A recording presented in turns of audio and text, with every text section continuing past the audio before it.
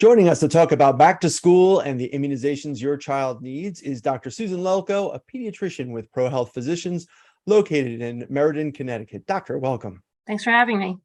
All right, before we get into vaccinations, generally speaking, what are some of the important things to think about to get children ready to return to school? So there's lots of things to think about when getting your child ready to go back to school, and you need to start thinking about it sooner than later. Lots of kids and parents get anxious and nervous around this time. You're going to want to start to work on getting their sleep schedule back. We all know that kids stay up really late during the summer, so it's important to start moving that bedtime earlier and earlier. You also want to talk to them just about their healthy habits, because that can help them to do well in school and to stay healthy.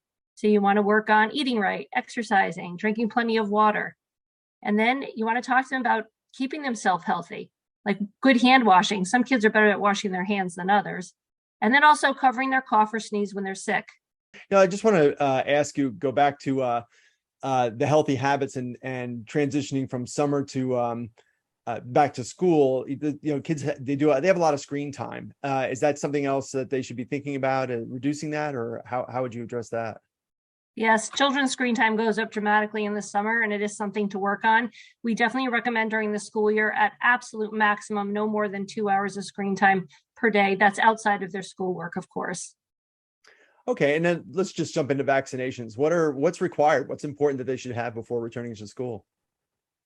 So lots of vaccines are required to go back to school. As we know, they're really important. They help protect us against serious diseases.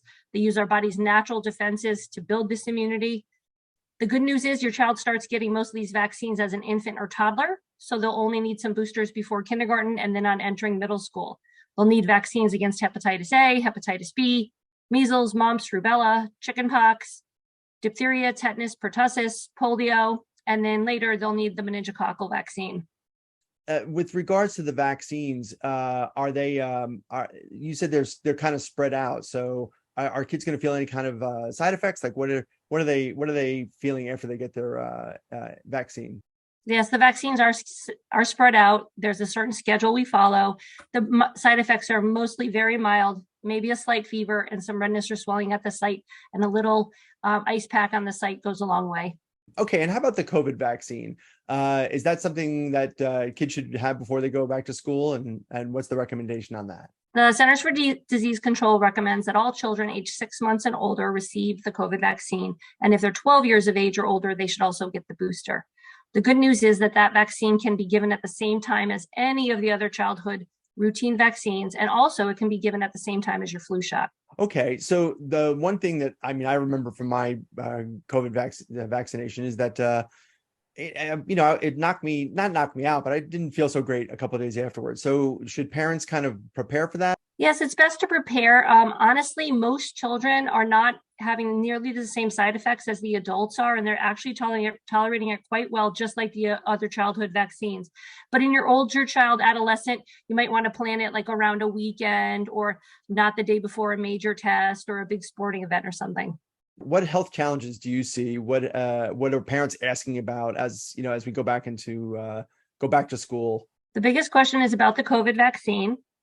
The next biggest question is about actually that a lot of children gained a lot of weight during COVID. And now that they're getting back into their normal routine, they want to know what sort of things can they do to help them to live a healthy lifestyle and help them to maintain or get back to a healthy weight. Children were at home, planted in front of a computer for hours at a time. They didn't have their sporting events. They didn't have play dates.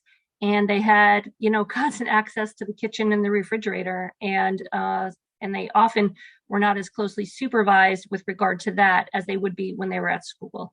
Well, I have to imagine it's not going to be an easy transition. What tips do you have to kind of ease kids back into that old routine? Most younger children will have no problem jumping back in, and they'll be super eager to do it. They'll want to get up and they'll want to participate in their sports. They'll want to play outside. They'll want to have play dates. The healthy eating thing may be more of a challenge, but if you as a parent don't bring those foods into the home, your child won't have access to them, and they'll pretty easily transition. Shifting gears a little bit, how can a parent or guardian support their child with mental health issues and challenges as they return to school? So the first thing a parent can do is just be on the lookout for signs and symptoms of mental illness. Sometimes they're really obvious. Your child might appear obviously sad or depressed, obviously anxious.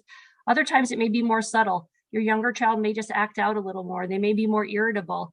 Child's sleep pattern may change. Their eating pattern may change. Your older child, you may find, just wants to spend time in their room and not spend time with their friends or family. So the biggest thing you can do is watch out for these signs and talk to your child. Ask them if they have any concerns, if they have any fears. Talk openly with them, talk in language that they can understand. And if you feel that they need help, reach out to your primary care provider. Okay. Is there anything that I missed? Just a reminder that it is important to get ready, and you should probably start now.